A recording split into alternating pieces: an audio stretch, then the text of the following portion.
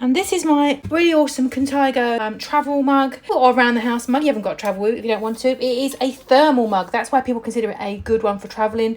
And it is a sensible, normal cup of tea, normal type of coffee size, rather than being a big, great honking one, which can be a bit inconvenient if you don't want to carry it. You haven't got the right slot in your car, or it's just too much baggage to take.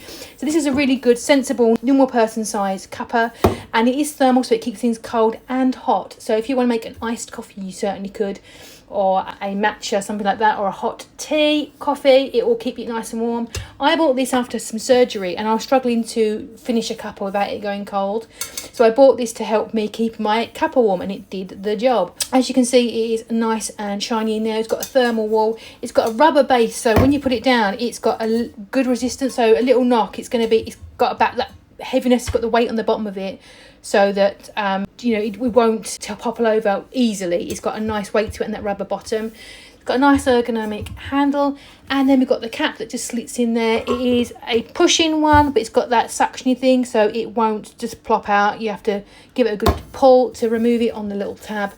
And it's got the slider there. I was actually putting a straw through mine because I didn't want it on my teeth, so you could certainly do that.